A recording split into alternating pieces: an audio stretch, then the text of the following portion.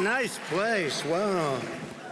I've been hearing about this one. Great job. Great job. Thank you very much for being here. It's an honor and very important time in our country. A lot of things are happening, and I think when it all ends up, it's going to end up very good for everybody.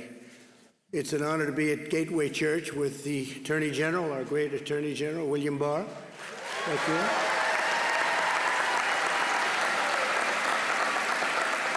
And my friend Ben Carson, who's done a fantastic job at HUD, Secretary. And a young star, Jerome Adams, General. Where is Jerome? Jerome? Along with a lot of my friends out in the audience. In fact, a lot of the great political leaders from Texas, I see. Some great, great friends, and I want to thank you all for being here. Faith leaders, members of law enforcement, so important. We want law and order. We have to have a lot of good things, but we have to have law and order.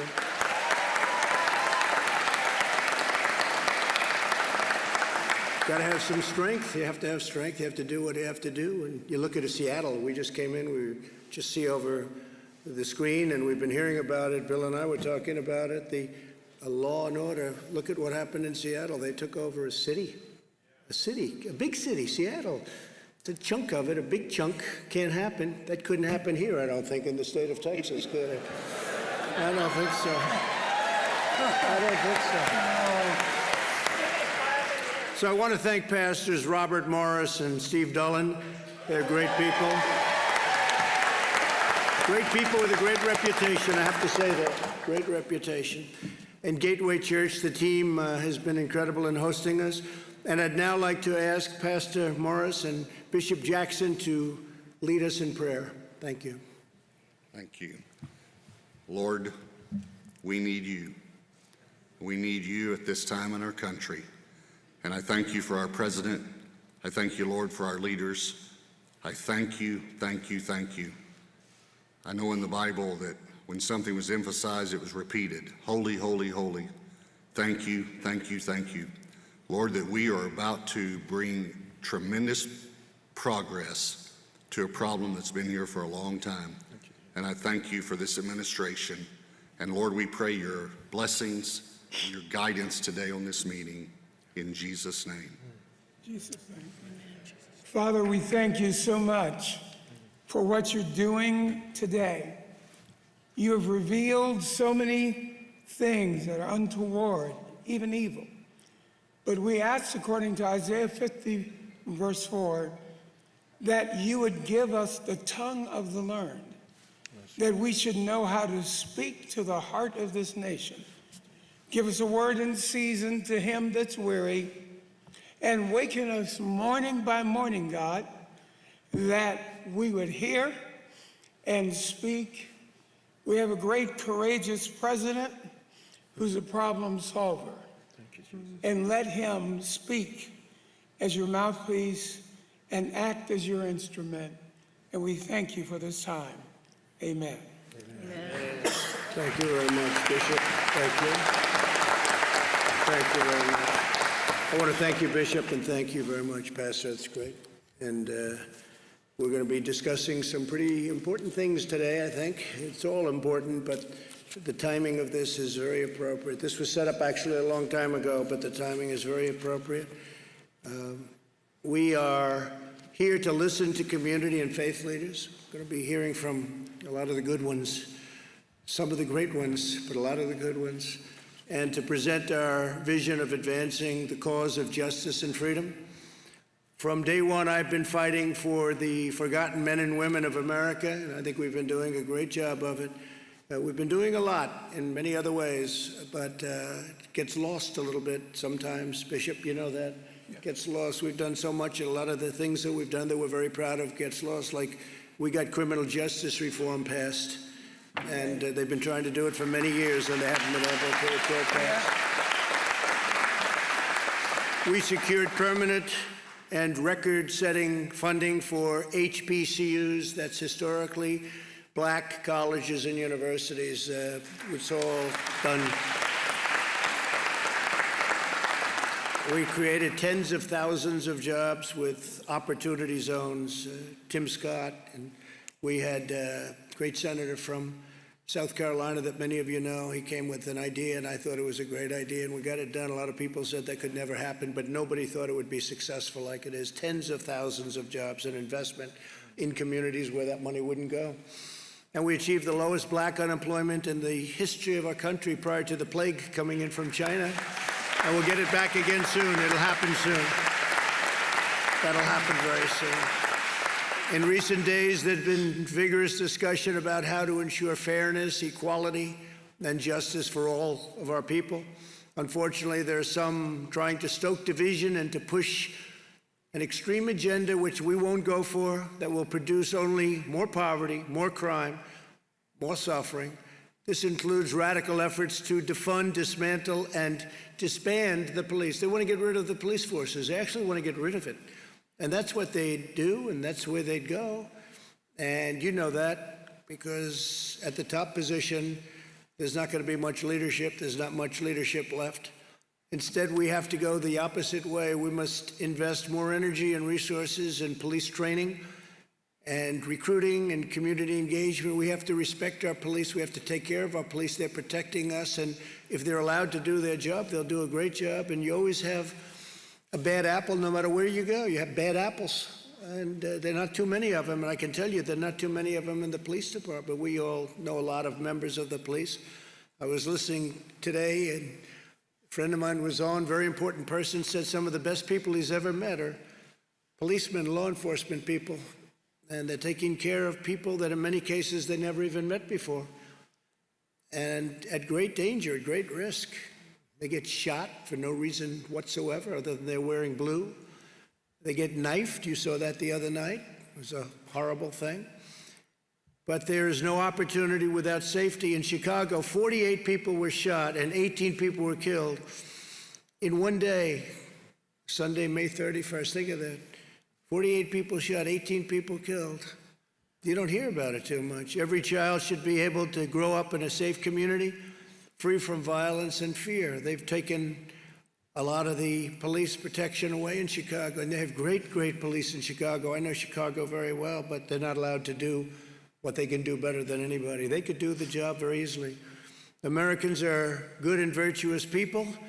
We have to work together to confront bigotry and prejudice wherever they appear, but we'll make no progress and heal no wounds by falsely labeling tens of millions of decent Americans as racist or bigots. We have to get everybody together. We have to be in the same path, I think, Pastor. If we don't do that, we have problems, and we'll do that. We'll do it. I think we're going to do it very easily. It'll go quickly, and it'll go very easily.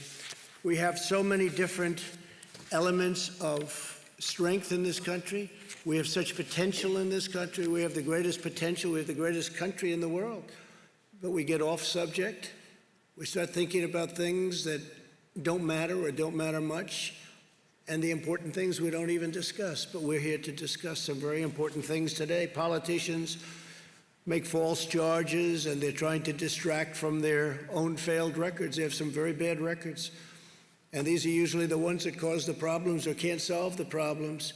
These are the same politicians who shipped our jobs away and took tremendous advantage of all Americans, but African-American middle class. So much of that wealth and that money and those jobs went to China and other countries, and they get trapped. They get trapped. They get trapped in a government morass. They get trapped in bad government schools. So I'm going to be announcing 4 steps to build safety and opportunity and dignity. First, we're aggressively pursuing economic development in minority communities. We're doing it very powerfully. We've done it with opportunity zones, but we're going to go above that. At the heart of this effort is increasing access to capital for small businesses, and that's with minority owners in black communities. And we're going to get it done, and it should have been done a long time ago. It's been very difficult, very, very difficult for some people, been unfairly difficult. Second, we're confronting the healthcare disparities, including addressing chronic conditions and investing substantial sums in minority-serving medical institutions. We have medical institutions in some areas of our country that are a disgrace. I was going to say not up to standard. They're much worse than not up to standard. They're a disgrace. Take care of it. Third, we're working to finalize an executive order that will encourage police departments nationwide to meet the most current professional standards for the use of force, including tactics for de-escalation. Also, we'll encourage pilot programs that allow social workers to join certain law enforcement officers so that they work together. We'll take care of our police. We're not defunding police. If anything, we're going the other route. We're going to make sure that our police are well trained, perfectly trained, they have the best equipment. Yeah.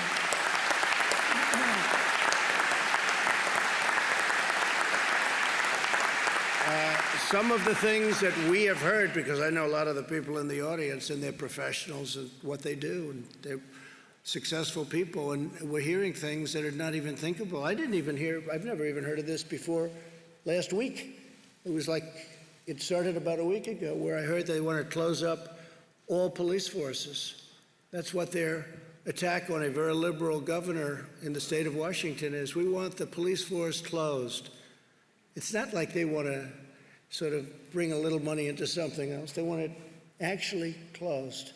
And I'm thinking, what happens late at night when you make that call to 911 and there's nobody there?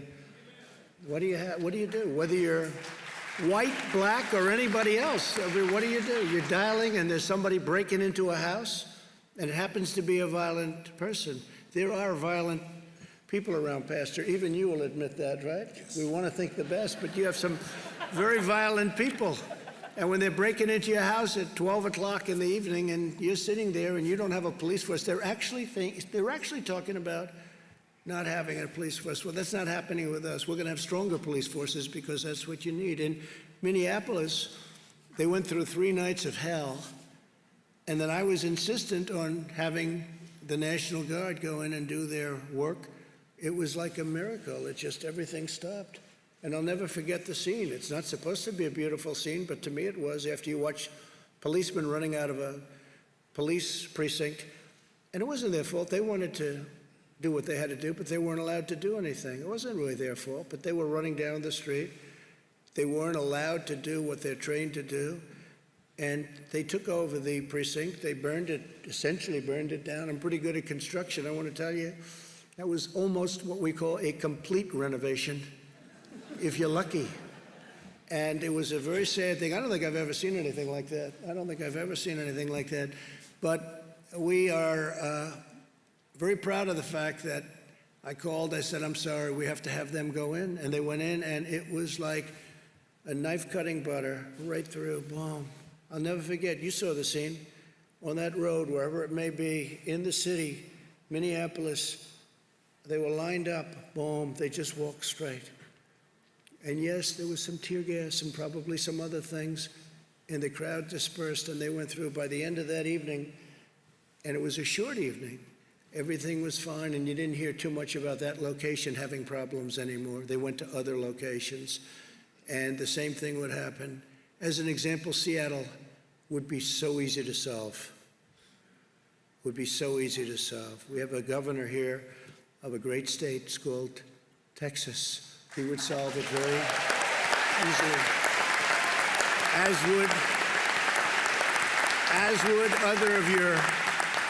would other of your political leaders, including your lieutenant governor. They would solve it very easily. It's a lot of it's common sense. I don't even think it's courage. I think it's probably more courageous the other way, because I wouldn't want to be doing it the other way. It's very unsafe. So I just want to tell you that we're working on a lot of different elements having to do with law, order, safety, comfort, control. But we want safety, we want compassion, we want everything. What happened 2 weeks ago was a disgrace when you see that. What happened on numerous occasions over the last 2 weeks, people were killed. Number of people were killed, and it was very, very terrible and very, very unfair. Number of them were police officers. And it was a very unfair situation. We don't want to see that. And with strength, you wouldn't even have that. They wouldn't be in a position to do the kind of damage that they've done. They've destroyed people, they've destroyed businesses, they've destroyed African-American owned small businesses that Hopefully they're going to come back. We're providing funding for a lot of small businesses, and hopefully we'll be able to get everybody online and get funding to be able to open up their stores and their small businesses again. But we're working to finalize an executive order that will encourage police departments nationwide to meet the most current professional standards of force. And that means force, but force with compassion. But if you're going to have to really do a job, if somebody's really bad, you're going to have to do it with real strength, real power. And I said, and people said, oh, I don't know if we like that expression. I said, we have to dominate the streets. You can't let that happen, what happened in New York City, the damage they've done. You have to dominate the streets. And I was criticized for that statement. I made the statements, we have to dominate the street. And they said, oh, that's such a terrible thing. Well, guess what? You know who dominated the streets? People that you don't want to dominate the streets. And look at the damage they did. So I'll stick with that, and I think most of the people in this room, maybe every person in this room will stick with that. And we're doing it with compassion, if you think about it. We're dominating the street with compassion because we're saving lives, and we're saving businesses. We're saving families from being wiped out after working hard for 20 and 30 years. I saw the one woman, she worked 35 years building a store, and in one night it was totally wiped out. It's terrible. And fourth, we're renewing our call on Congress to finally enact school choice now. School choice is a big deal. Because access to education is the civil rights issue of our time, and I've heard that for the last, I would say, year, but it really is. It's the civil rights issue of our time. When you can have children go to a school where their parents want them to go, and it creates competition, and other schools fight harder because all of a sudden they say, wow, we're losing it, we have to fight harder, it gets better. So many different ways. But there are groups of people against that. You have unions against it, you have others against it, and they're not against it for the right reasons. They're against it for a lot of the wrong reasons, and we're going to get that straight. Now, we've done a lot of it. We've had tremendous success with choice. We had choice in a lot of ways. We also have choice in the military. You know, before I came here, the vets would wait online, Pastor. They'd be waiting. It wouldn't be acceptable to you. I know it wouldn't be acceptable to the bishop. I know it's going to be acceptable to you. They'd wait for 4 or 5 weeks to get online, a vet, where they were sick. They were feeling badly, and they'd get online, and they'd say, there's a 6-day wait, sir. There's a 2-week wait. There's a 1-month wait. And you'd have people online that weren't very ill, and they'd be terminally ill before they got to see a doctor. They'd die. And for years and years, they've been trying to get veterans' choice. That means if you can't get to a doctor reasonably quickly, you go outside, you go to a local doctor around where you live, and the government pays the bill. And by the way, it sounds expensive. It's very cheap by comparison. It's actually much better. Now, most importantly, we take care of our vets. By far most importantly.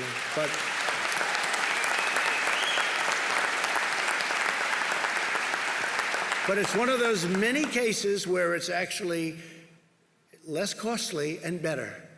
Sometimes you'll see a building, it costs less money than another building that costs more because the one that built the one that costs more, this one looks better. The one that's cheaper, it looks better. They say, how much more did you spend for that building? Actually, we spent less. You can do that. It's called, you have to know what you're doing, if you know what you're doing. That's only good for the real estate people in here, of which there are plenty, by the way. So I just want to thank everybody. This is a tremendous place. This is a great city. This is a great, great city, and with tremendous people and tremendous pride. And I say the same for the state of Texas. You know, your governor came to me and he said, when you had your bad hurricane 2 years ago, I gave so much money to Texas, more. He kept coming, more. How about here? How about... So finally, you know, though, we took good care of Texas. Is that right? We took such good care of Texas. They were looking for the next hurricane. They said, when's the next hurricane? But they had a big one. And they say you had the largest water dump ever. It just didn't stop. It came in, and you thought it was gone, and then it went back out, and it reloaded, right? And it happened 3 times. And your governor came and he wanted to build a barrier so that water would hit the barrier, wouldn't come into certain parts of Texas. He called me, he said, sir, I just have one more request. This is after we gave $28 billion, sir, $28 billion. I mean, we watch the pennies, but when it comes to Texas, we don't watch them too closely, okay? And he said, Governor Abbott, he said, just one more request, and it's a very small one, sir. We have a way of building a wall. It goes up and down. It moves with the tides. I said, that sounds expensive to me. It moves with the tides, and it's not a lot of money. Could I ask you to do me one small favor and approve it? I said, how much is it? Sir, it's only $10 billion. And I said, start working on it, right? I said, start working on it, because we can do things to get rid of those. You get hit pretty hard here. They get hit pretty hard here, don't they? Were you affected very much when you had, during the hurricanes itself? We had a lot of people who were displaced that came to this area. Yeah. Well, we took good care of everybody. So I just want to say this is one of my favorite places. I know we're doing very well here. During the last process, they kept saying that Texas is too close to call. And friends of mine in Texas would say, it's not too close to call. You're going to win in a landslide. And I said, well, they keep saying. Well, we had one man got on television, actually, and he said, I don't know where you come from, but I don't think this is too close to call. I think he's going to win by a lot. And we won by a lot. It was 8 o'clock, and the polls were closed, and they said, Donald Trump has won the state of Texas. And he said it simultaneously, so. And we're doing good here again. But, you know, one of the things I'd have to say, because this is big oil territory, I think we've done a fantastic job with bringing back the oil in a rapid fashion. That looked pretty bad. That looked pretty bad. You had a case, you had a couple of hours where if you bought a barrel of oil, you bought it for $37, as if they gave you 37, okay? There's never been a thing like that ever. Now I see that it's getting close to $40 a barrel, and you're back in business, and we got it done fast, and we got Russia together with Saudi Arabia, and they cut production, and they got it back fast, and we're very, very proud of it. The supply changed rapidly with COVID-19 or whatever you want to call it. I'd never heard so many names. You have about 30 names you can call this thing. I call it the plague from China. It's a plague. And it's not good. And it's not good, and it could have been stopped. It could have been stopped in China, but they decided not to do that. And we'll have to figure that one out, won't we? So I just want to thank everybody very much for being here. This is a very spectacular place, and I want to introduce Attorney General Barr and Secretary Carson to say a few words, along with the Surgeon General, who has been a real young star in the administration. And please, if I could, Bill, take over, please. Thank you very much. Thank you, Mr. President. Thank you.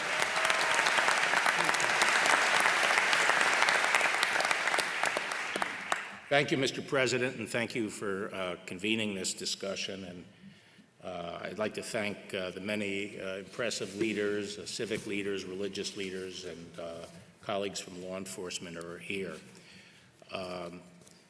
That ghastly spectacle in Minneapolis was really jarring to the whole nation, and it forced us to confront and think about, reflect on longstanding issues in our nation. Those issues obviously relate to the relationship between law enforcement and the African American community. But just to step back a little and take a broader view initially, I've been thinking about how do we achieve the full American dream for all communities, African American communities, all communities. And one of the reasons I'm proud to serve in this administration is because I think the president is moving forward on the critical elements necessary to provide and ensure that opportunity. First and foremost, economic growth. Without growth, there is no opportunity. Second,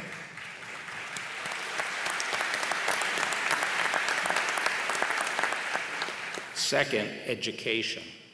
I think Condi Rice said a few years ago, it's the civil rights issue of our time, because without a good education, we are not allowing our young people to seize their opportunities and pursue their dreams.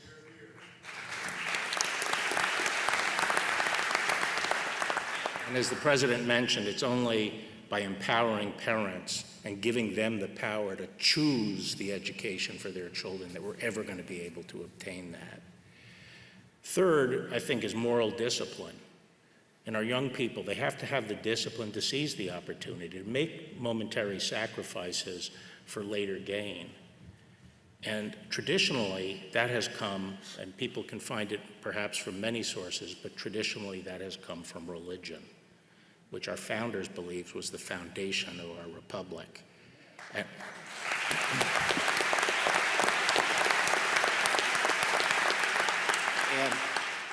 And we have to stop policies that undermine religion or relegate religion out of the public square.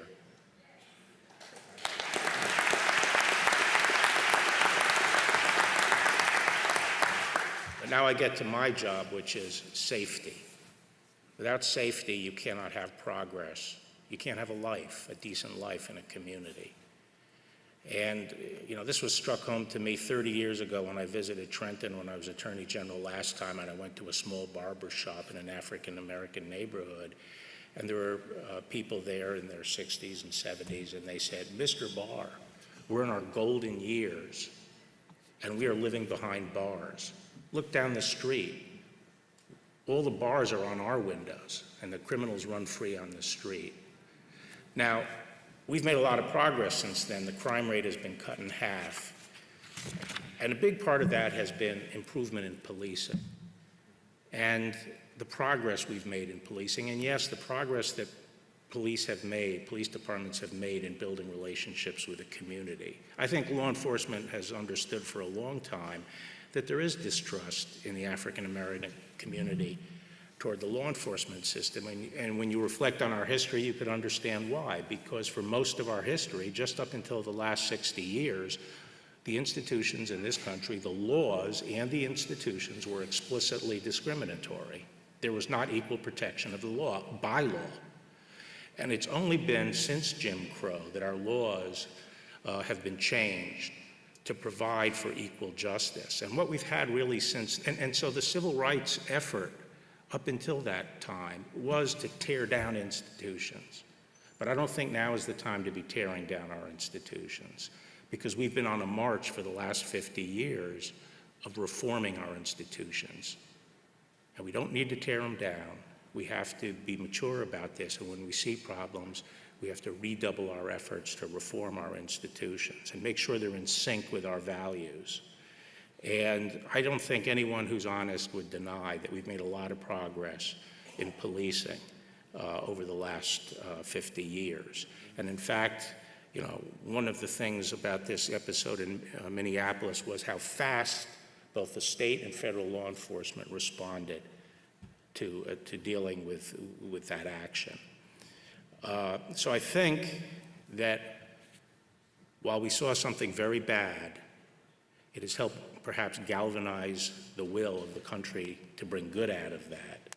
And we can't let that incident obscure the fact that progress has been made, that policemen are by and large, by overwhelming majority, good, decent people who care about their community and put their lives on the line for us, their neighbors.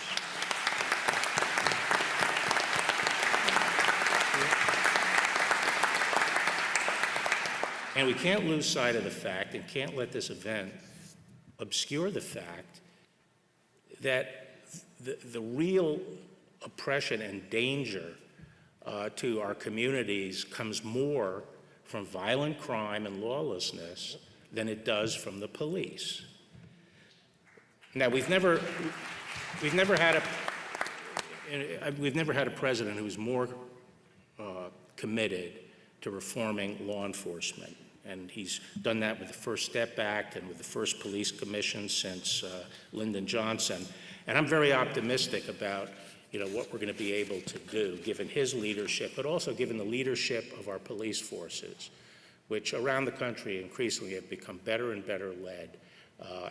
I think the police profession is itself committed to addressing the issues that we saw in Minneapolis and completing the process of professionalizing policing in this country.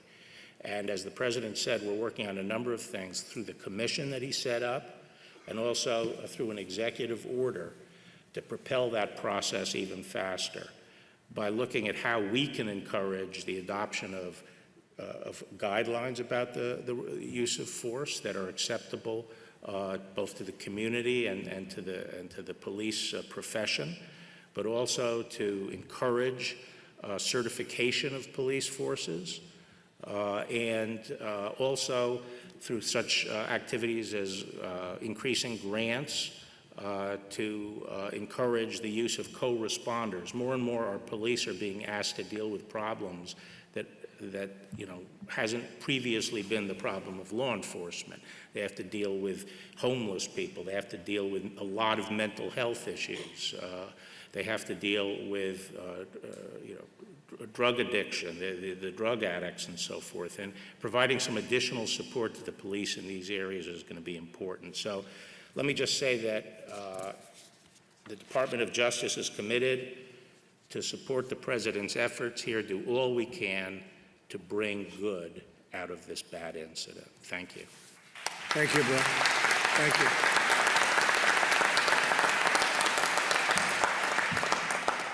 Surgeon General, please, go ahead. Secretary You want to President's go? gonna Go ahead. Why don't you go, then Ben will go. Is that okay? All right. Good. Go ahead. Well, thank you, Mr. President. I appreciate it.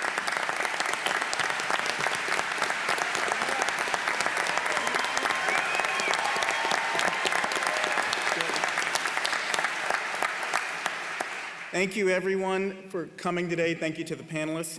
I just want to start off by saying that many people across the country and across the great state of Texas are hurting right now due to the tragedy that occurred to George Floyd.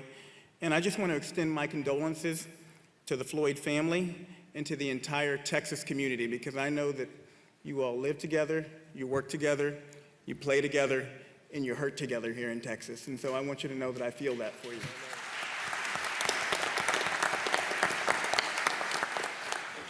The President asked me to give you a quick update on America's COVID-19 response. Thanks to cooperation with state and local partners, we're making progress against the virus. We are, and towards a safe reopening. Through strong public and private partnerships, America has now done more than 20 million tests. And that number is a big number. It's not just about the number, it's also about how many of those tests are coming back positive. We have a positive rate under 6% nationally. And from a public health perspective, if we're under 10% positive, we're doing a good job. So there's a lot of challenges out there, but I want you all to know that we are moving in the right direction. The data shows that we are moving in the right direction as a nation. And this has happened in part thanks to opening of over 500 community-based testing sites through the work of private sector partners in the United States Public Health Service, which I helped lead with Admiral Giroir. 70% of those sites are in CDC-designated vulnerable areas. That means that we're taking the testing to those who need it the most, to those who are most at risk. We also have testing at 92% of America's community health centers, which predominantly serve low-income areas and communities of color. We've helped equip our frontline workers, our healthcare heroes, with 94 million N95 respirators, 149 million surgical masks, and more than 1 billion gloves. And a large proportion of those supplies, at the President and the Secretary's direction, are going to nursing homes. And I just want to, I see the governor over there, I want to give you all a shout out. Texas has led the way in nursing home testing. 100% of their nursing homes have been tested. They're leading the way in testing people in corrections facilities. Over 95% of people in corrections facilities have been tested. That is something you all should be tremendously proud of.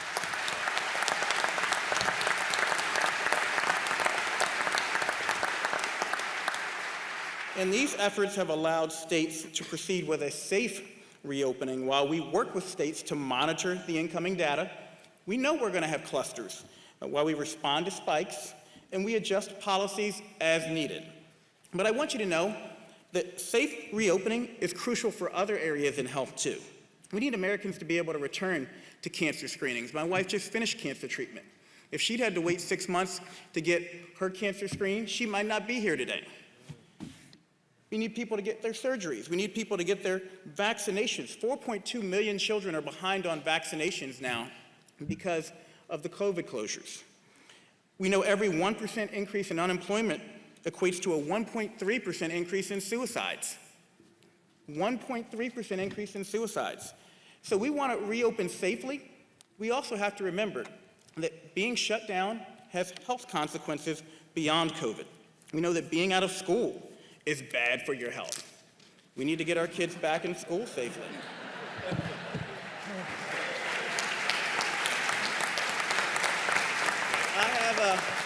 I have a 15, a 14, and a 10-year-old, and so can you tell I've been saying that a lot?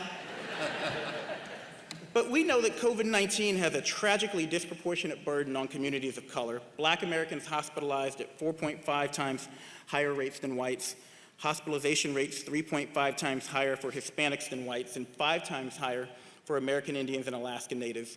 The fact is, this virus is exploiting and exacerbating pre-existing health disparities, and these disparate outcomes and opportunities for health are in part the anger, the frustration, and the fear that we're seeing manifest in protests around the country. And that's why it's important for people to know that beyond talking about the problem, at the President's direction, at Secretary Azar's direction, HHS and the White House Opportunity and Revitalization Council, or WARC, are focusing resources on minority communities.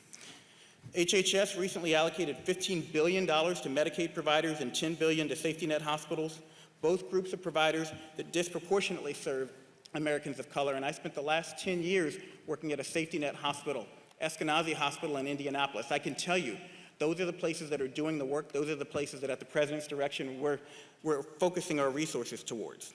We're working with the Consortium of Black Medical Schools to fund and scale local efforts in communities that again reach communities of color. CDC now requires all testing data reported by states include information on race, ethnicity, and zip code, so we can continue to further refine and focus our strategy on the hardest hit communities. CMS is deregulating telemedicine to make ongoing care for many medical conditions safe, accessible, and convenient for the patients and for healthcare professionals. Again, we can't afford to let people continue to go without their care. And the administration's emphasis on public-private partnerships is allowing us to progress towards a vaccine and treatments at a record pace as a part of Operation Warp Speed. I want to add that SAMHSA has just funded 3 community behavioral health clinics right here in Texas with the CARES Act funding. Some of your congressional representatives are here. I want to say thank you to you all for passing that into the President for signing it to address COVID-19 and behavioral health needs. These facilities integrate mental health, substance abuse treatment, and physical health care in one setting and provide 24/7 crisis intervention services. Another notable mental health awareness training grant is in Austin, where funds are used to train community health officials, including law enforcement, and we have many of them in the crowd today, on recognizing signs and symptoms of mental illness and mental health crises and how to help an individual who's struggling. That's all part of reform. That's all part of reform in the positive direction, giving our frontline workers the tools and the training they need to be able to take care of these difficult situations. As Mayor Sylvester Turner said at George Floyd's funeral, we must encourage business leaders to invest in our underserved communities, and that's what the White House Opportunity and Revitalization Council is all about. I have an upcoming Surgeon General's report on community health and economic prosperity, which aims to mobilize businesses to invest deeply and over time in the health of their communities. Finally, to focus on chronic conditions that disproportionately impact Black and brown people and may worsen because of COVID, Secretary Azar has instructed my office to accelerate the release of 2 calls to action, the first on maternal health, addressing the fact that women of color suffer more complications and a much higher risk of dying around childbirth. Black women are 4 to 5 times more likely to die around childbirth than white women. Native American women are more likely to die around childbirth than white women. And that's after you control for income, after you control for education, after you control for every known factor that we have. My second call to action is on hypertension control for all Americans. Hypertension is common, it's costly, and it's treatable, and yet control rates are low and stalled, especially in communities of color. So I just want to close by saying that as we reopen, the basic public health recommendations we've emphasized remain important. We've flattened the curve, but that doesn't mean that COVID has gone away, that it's any less contagious, that it's any less deadly to vulnerable communities. So if you don't want to listen to me, listen to Hall of Fame pitcher Nolan Ryan. Nolan Ryan filmed a PSA at the governor's direction, and he said, number 1, wash your hands. Wash them more than you've ever washed them before in your life. Number 2, follow your local and state guidelines around social distancing. This virus likes to spread person to person. So the more we can keep distance between people, especially people we don't know, the harder it is for this virus to transmit. And number 3, this isn't me speaking, this is Nolan Ryan, Hall of Fame pitcher here. When you're in a public place where it's difficult to keep a distance, like the grocery or pharmacy, The CDC recommends wearing a face covering to protect your neighbors in the event that you have COVID and you don't know it. Up to 50% of people who have COVID are asymptomatic. So thanks to the hard work of so many healthcare and public health professionals and the commitment of the American people, I want to reiterate, because you don't hear this enough, that we are making huge progress in the fight against COVID-19. And as a member of the task force, I can tell you that we frequently talk about the great work Texas has been doing up until this point to keep the people of Texas safe, to keep the most vulnerable members of their community safe. And with every American's help, with your help, Texas, we'll keep making progress. We're going to beat this virus. And thank you for the opportunity, Mr. President. Thank you, Texas. Thank you very much, Surgeon General. Thank you.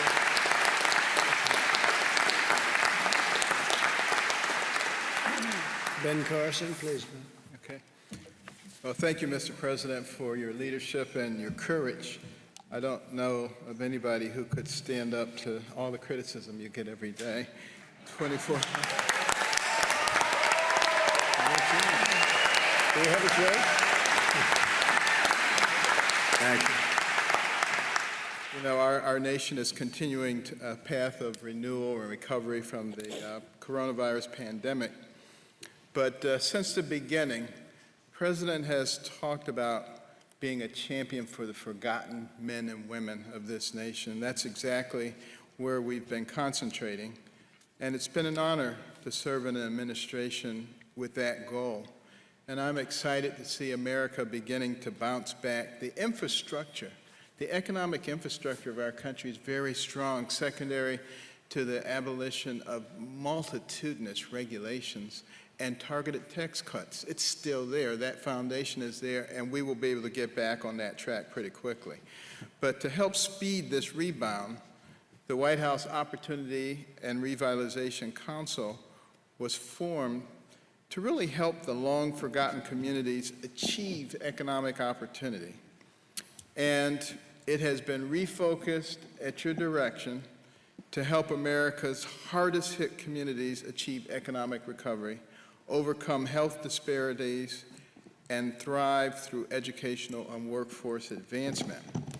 Now, to stimulate economic development and entrepreneurship, the Council has worked to set aside additional payment protection funding for our nation's low-income minority communities and provided technical support to help these communities to access this funding. They have stated that during the first round, the money wasn't getting to them. We are addressing that, and I want to thank all the different agencies. Virtually every governmental agency has contributed significantly to refocusing and addressing these problems. The groundbreaking initiative known as Opportunity Zones, which encourages long-term investment in the forgotten communities, will also be expanded to include more of the underserved areas. Another major initiative, improving health and public safety, comes with several administrative and legislative proposals. For example, we believe both telemedicine and increased use of mobile care can be major catalysts in our mission to overcome health disparities in underserved communities. Those are things that can actually be done very rapidly to bring health care to people who've previously been neglected. And to further this effort, we're also committed to reforming the infrastructure of our public health data system, addressing chronic conditions in at-risk populations, and working to address food insecurity in underserved communities. That means healthy foods at reasonable prices that are accessible.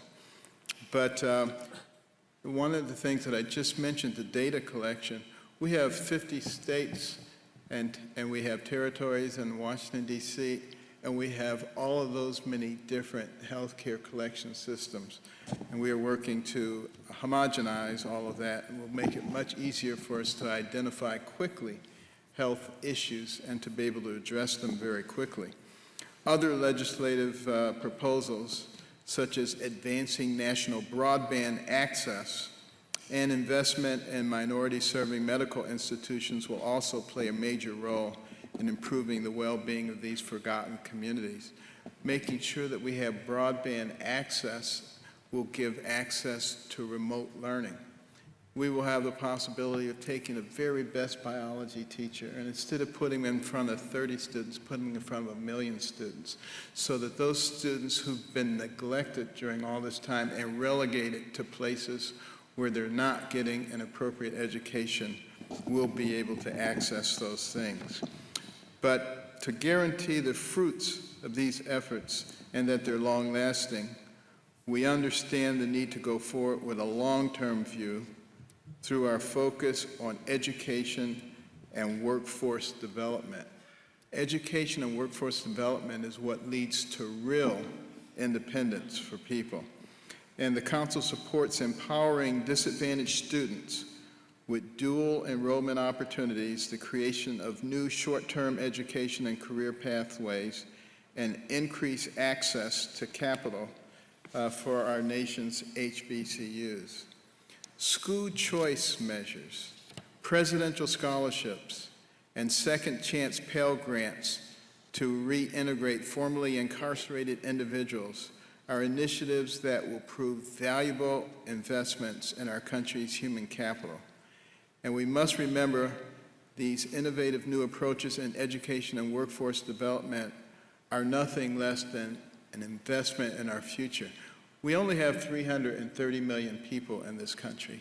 Sounds like a lot of people, but compared to China, it's a quarter of what they have. India, it's a quarter of what they have. And we have to compete with them in the future. So we need to develop all of our people. And, education in particular played a big role in my development. I was not a particularly good student, and that's putting it mildly. Everybody thought I was stupid, except my mother. She was always saying, Benjamin, you can bring home much better grades than this. But I would agree that I could, but I didn't. But interestingly enough, my mother studied the homes that she cleaned as a domestic. She came from nothing, my mother. 24 children, got married when she was 13, dire poverty, discovered her husband was a bigamist. But she was still smart enough to study those people who had these beautiful homes, and she figured that the reason they did so well is because they were well educated, and they read a lot, and they didn't watch a lot of TV. So she came home and imposed that on me and my brother. And we were not happy campers, let me tell you. If it were today's world, we would have called social services and they'd taken her away. But what a difference it made, starting to focus on education, starting to read books, to read about people from lots of different backgrounds, entrepreneurs and scientists and explorers and surgeons. And I begin to recognize that the person who has the most to do with what happens to you is you.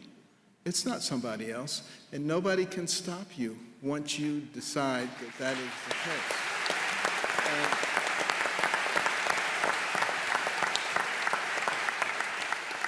And that's why with the council, there is so much emphasis on education, because it doesn't matter where you came from. You get a good education and you write your own ticket. And we must reject those people who are trying to prevent school choice, who are trying to prevent the presidential scholarships, all the things that are there to empower people. And you will see a lot of that coming out of this administration. And, these investments in innovation give me a tremendous amount of hope for the future of this nation. Mr. President, under your leadership, I'm confident that the American people will emerge stronger from this pandemic and more determined than ever. And we, the people, will recognize, despite all the forces to the contrary, that we are not each other's enemies. And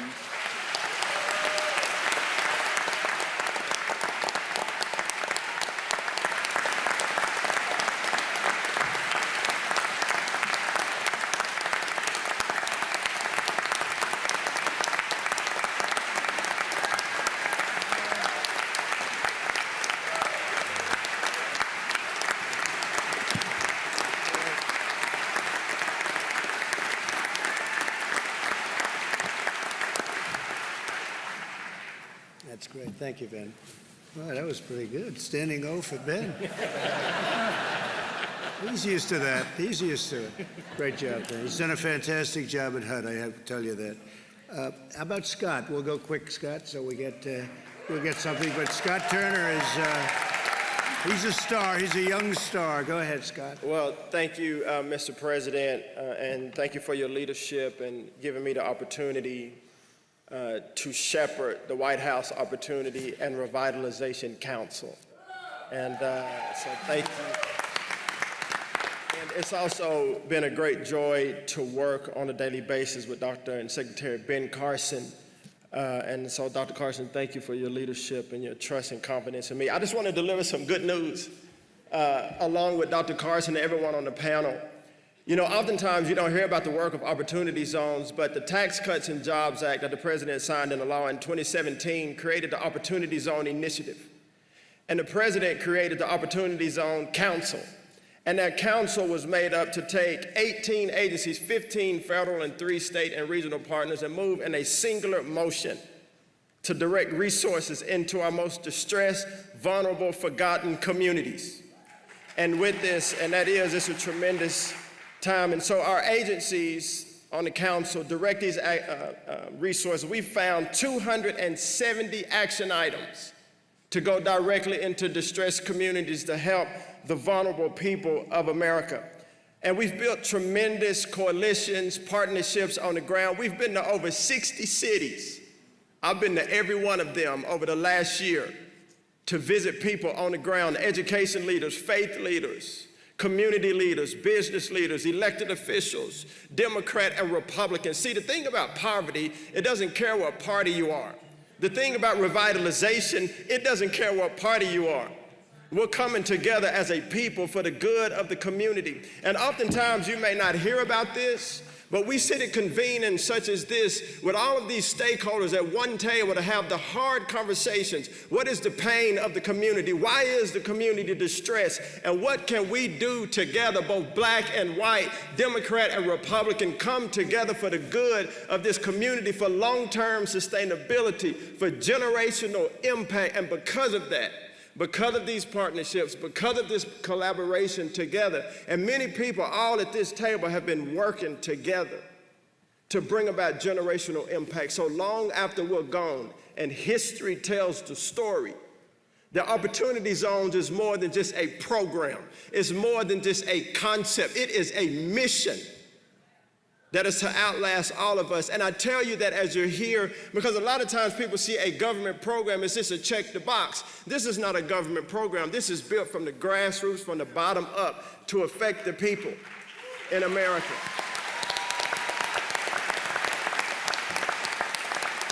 And lastly, Mr. President, I would say tens of billions of dollars have been invested inside of Opportunity Zones, public-private partnerships. Erie, Pennsylvania, St. Louis, Missouri, West Dallas, right here in my great home state of Texas, and other across the nation, much money coming into our distressed communities. And I say all that to say, even though you don't hear about it often, we have put our hand to the plow and our feet to the ground. And all of these things were done prior to COVID. But I want you to know that right now, and post-COVID, that our spirit remains the same, that our heart is set, our face is set like flint, our mission is not done. But we're gonna need all of you to pray for us, to walk with us, to convene with us, to invest, to teach. And so, Mr. President, thank you. Dr. Carson, thank you. And to all of my colleagues at the table, thank you for your support. It's been a great honor. Thank you very much. That's great. Thank you, Scott. Thank you, Scott. Great. You want to say something? Please, Pastor, please. Well, thank you, Mr. President. I just was thinking about that 30 years ago, I was serving as associate pastor at a small church, and I asked Bishop Harry Jackson to come and teach us on race relations, to teach us what we didn't know, because we don't know what we don't know. And now 30 years later, Bishop Harry and I are sitting on each side of the President of the United States.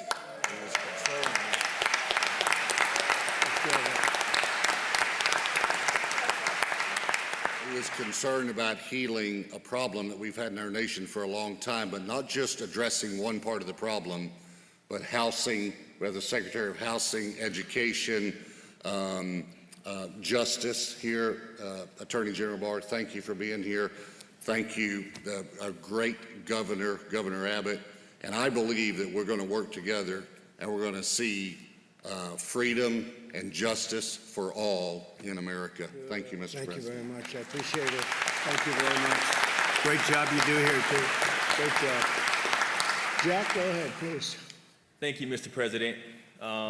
Thank you, Pastor Morris, for offering your church. I think right now, like any other time in our nation's history, we need God. Yeah.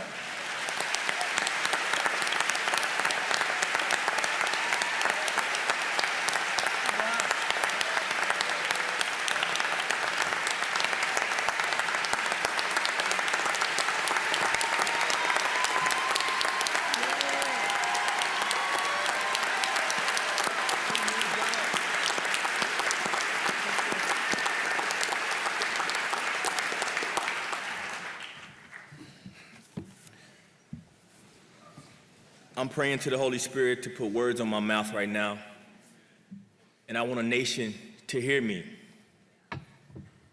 We need the fear of God.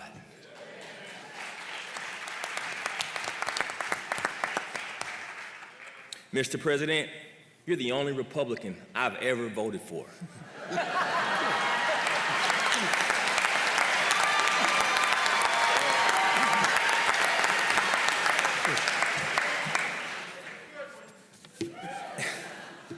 And I don't just say that to make you feel good.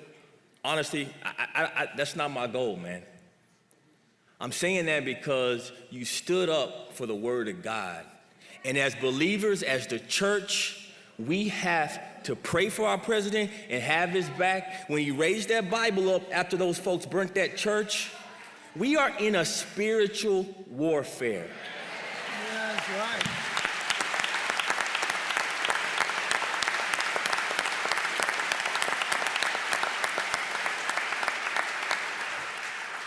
We cannot fight this battle with flesh and blood.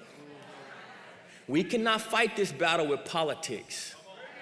You cannot politicize oppression. I grew up right down the street. I looked at skinheads in the eye at 13 years old. My black father went to a KKK rally to protect me. I know what racism is. So when I hear words get thrown out about white supremacy, it eats me up. Because these men are white supremacists. That's not what they look like. I'm telling black kids across America right now, we always hear we don't have black leaders. Look at this table.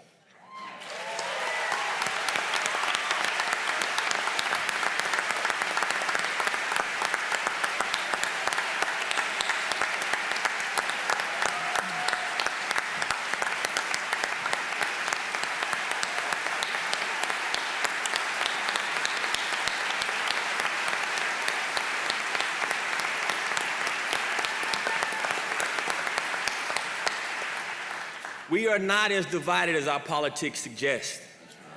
We are not as divided as our politics suggest.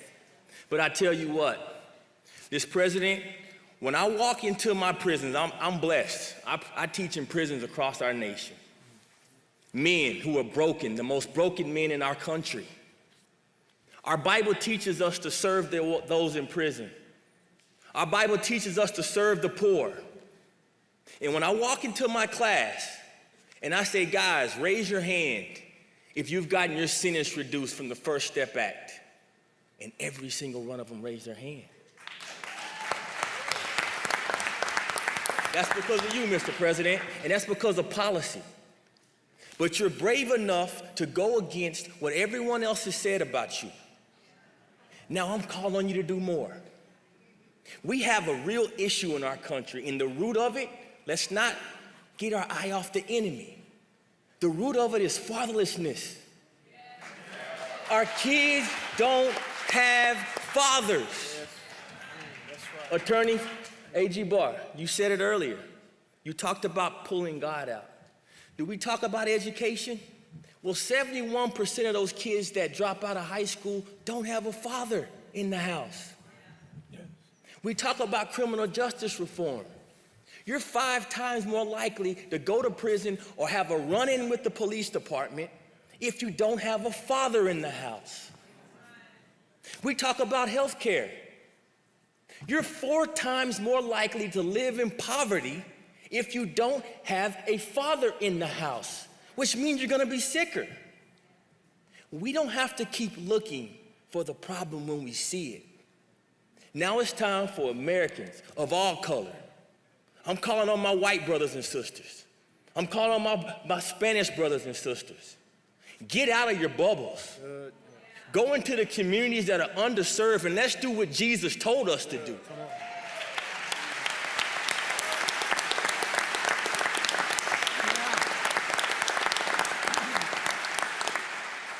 We can bridge this gap of fatherlessness. All we gotta do is go out of our bubbles, go bridge the gap with these kids, teach them what you teach your kids. We all have rooms in our homes for a couple little boys to come in and play with our sons and daughters. Let's bridge the gap through love, through Christ, and through being what we all know we are, and that's one America. God bless America. Thank you very much.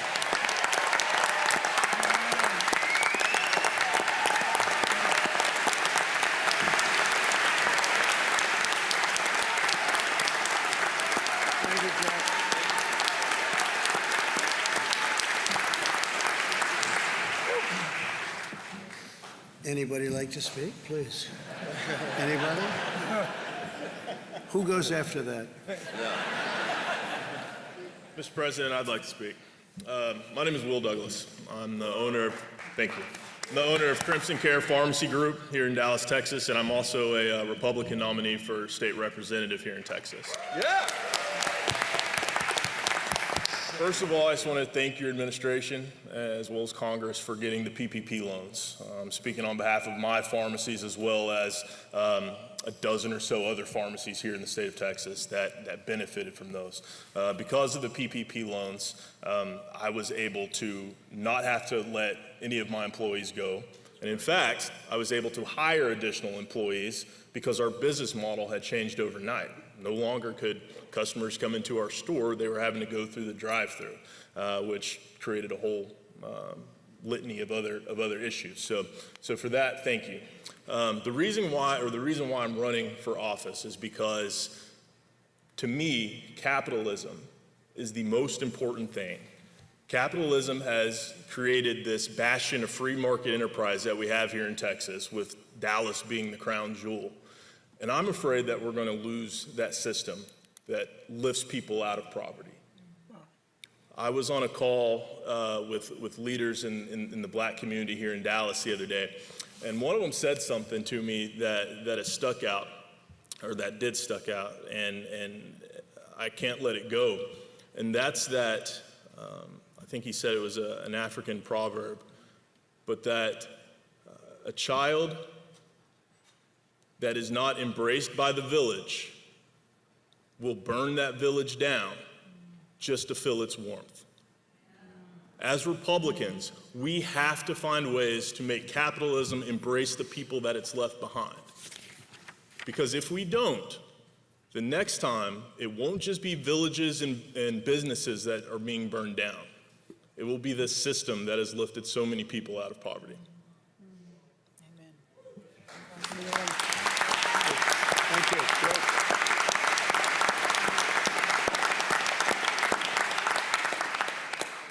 So, Mr. President, I'll be short. I just was going to say that thank you so much for your leadership, and I think the infrastructure that you presented today is going to help a lot of people. It's going to touch businesses like William. It's going to keep communities safe with the partnership of these law enforcement officials and the partnership with these ministers that we have and advocates like John Ponder and Jack Brewer.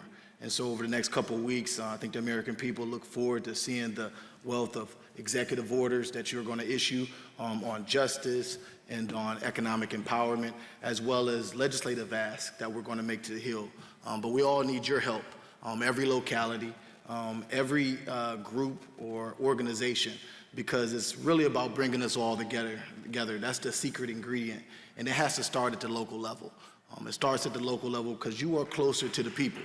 And we want to create that infrastructure and give you the tools to help you do what you do best, and that's help people prosper. So thanks again, Mr. President. Thank you, Jerome. Thank you very much. Thank you, Jerome. Mr. President, I'd like to say thank you for putting this together in our state of Texas, right here in Dallas. A lot has happened in the last week. I'm one of your officers here in Dallas.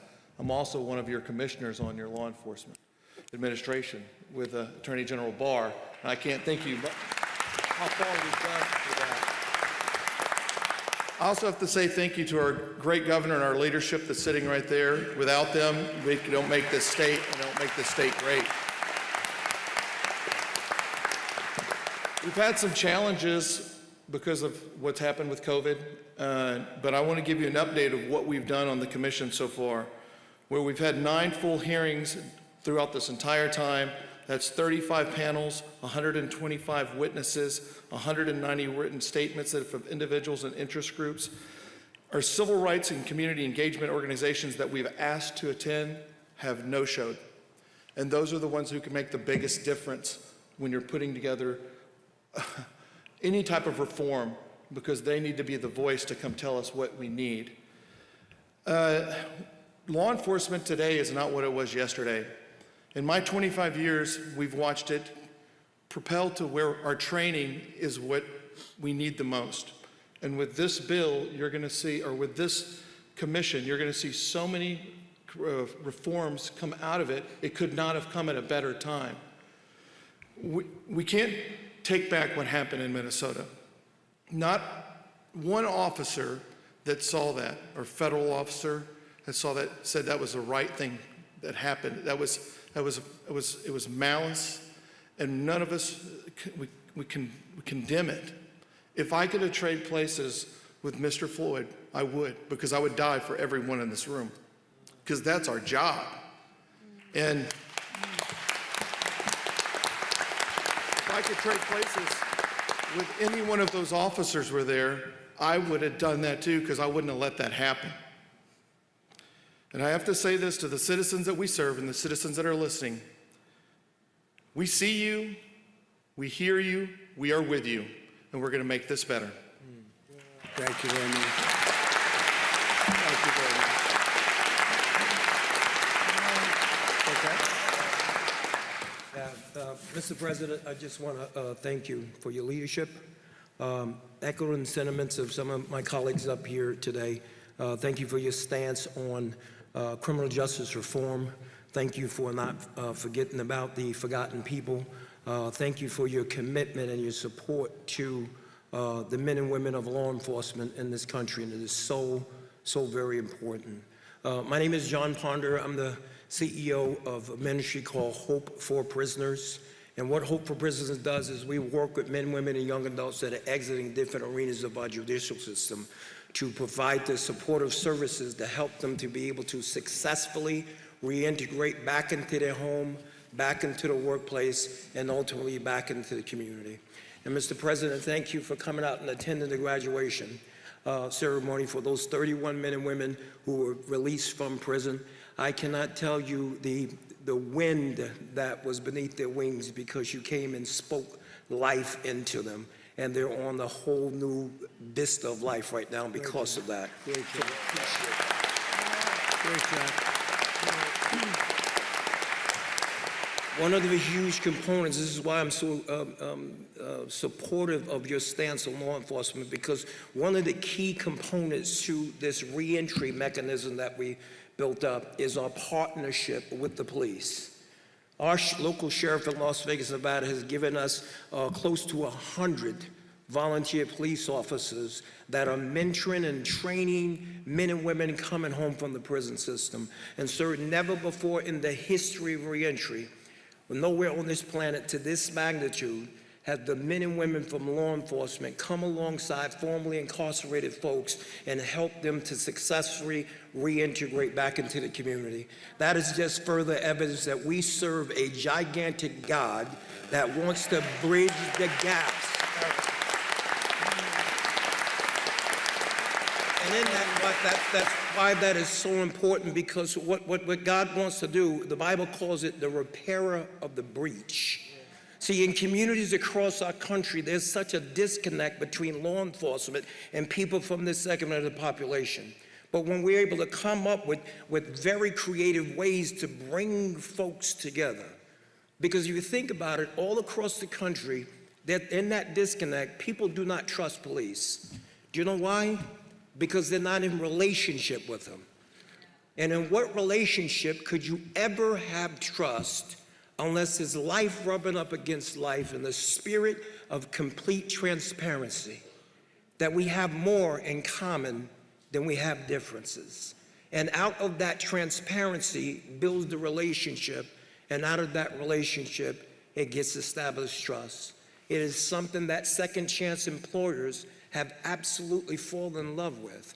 When you can tell the employer that the person that just came home from prison, that the mentor is a captain of the Las Vegas Metropolitan Police Department, that begins to just open doors. So I thank you for that. Looking so very forward to the direction that we're going. And on behalf of the men and women who are incarcerated right now in our prison system across the country, thank you for creating that atmosphere for them on the inside. But I know that you have dug the trenches to create an atmosphere for them once they get released. So I thank you for that. Thank you, John. Very nice. Thank you very much. Very nice. Great job you're doing, John. Great job. Please. Thank you, Mr. President, for putting this together today. I've learned so much from these men and women on this stage. I really appreciate that.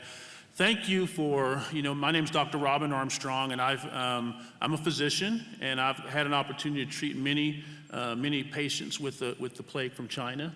And it's been, and with the COVID-19. And so we've had a lot of opportunity. Thank you so much for breaking down some of the regulatory barriers in the FDA to allow us to use medications like hydroxychloroquine.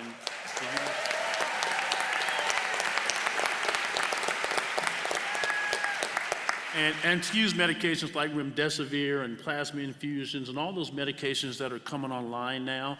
Thank you so much for that. I had the opportunity to, we had a nursing home in South Texas that had an outbreak of COVID-19, and we saw a lot of nursing facilities around the country that were having horrible outcomes and many deaths. And what we decided to do was commit to this facility and use a medication that you are familiar with, hydroxychloroquine, and we saw tremendous outcomes. And it was, with the help of some of our elected officials, our lieutenant governor and the state senator, we were able to get access to those medications. But one of the more frustrating things I've seen has been the resistance of some of the regulatory agencies to be more open to using that. I believe that, I certainly know that COVID-19 has significantly adversely affected the African American community, and I really believe that had there been more of an openness by the regulatory agencies, certainly by our medical boards all around the country to use medications like hydroxychloroquine, I believe more lives could have been saved. And so I really, I want to thank you for bringing that issue to the forefront, because I believe that it did give us more access to medications. And so it was helpful for us. I believe it saved lives. I believe we could have saved more lives. But I just want to thank you for the work that's been done. Regulations, and you've really broke down a lot of barriers and regulations in the business community. Certainly, I would appreciate what you've done on attempting to repeal Obamacare and all the efforts you've made towards that. That's certainly going to improve access to care. And so I just want to thank you for all you've done, but we need to do a lot of work going forward to make sure that we minister to those who are most vulnerable. And so we really appreciate that. Thank you for all the work that Secretary Carson has done and Secretary Azar has done and our Surgeon General here has done. Thank you for allowing them to have the freedom to be able to innovate and do things and look at the data and make decisions. And so we really appreciate that. And thank you so much. And physicians are very supportive of you. We're really supportive of everything you've done to help bring this very inexpensive treatment to the forefront. And so thank you very much. Thank you very much, Doctor. Appreciate it. Thank you. Please. Mr. President, thank you for this opportunity. I'm humbled to be here. I'm Chief Dooley, Glen Heights Police Department. My experience is based on serving in a large department and a small department. And I can tell you that there is some phenomenal police work being done out here, across the board. But there's also some inconsistencies in our procedures, our policies, our hiring practices, our termination practices, our disciplinary practices, and I strongly support the need for standardization based on best practices for all police departments in our country.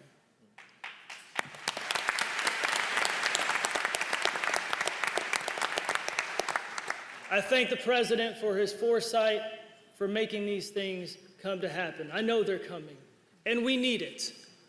We are a country of very good departments, but we need to be a country of great departments. And this message today is about the transition to greatness. We have an opportunity in this country to transform the future of law enforcement. But we need to make sure that we have a relentless pursuit of dedication to public service at all times and at all levels. Specifically, national consensus policy on use of force, every chief would be in support of that. Mandatory participation in a national use of force database, yes, it needs to happen. Development of national statements for discipline and termination of police officers, that needs to happen. Development of a police officer decertification database, yes, we need to be able to get those bad apples out of our industry. So what happened will never happen again. We need to enhance the police leadership and culture, and it starts at the top. We have some great leaders in this country, but we can always be better. We can always continuously improve. We need to implement improved recruitment, hiring, and promotion practices that are dedicated to having officers that are relentlessly pursuing the service of not the community, but our community. It's about not dividing us, but uniting us, and understand that we come from the community. We need to enhance the ability for police agencies to implement effective discipline. We need to make sure that we have policies that establish a framework for a community policeman engagement that fully embraces that police officers serve, protect, and connect everyone in our community so that we all can become better. We need training. This is not the time to defund police departments.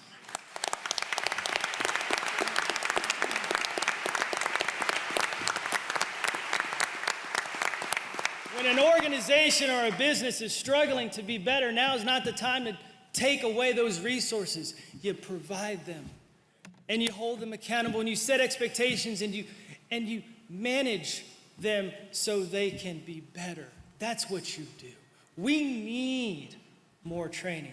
We need more specific training that's dedicated to service of those that everyone we interact with on a daily basis, those that are homeless, those that suffer from mental illness, those that need food, okay? We need the training to be able to connect those people we interact with those that can provide those services. That's what we need in this country. I want to end with just these few thoughts. I have a very simple saying to my officers that we serve, protect, and connect. And together is better. And as I look around this room, I know that together we will become better and we will take this country to great levels under the leadership of Donald Trump. Thank you, Chief. Thank you.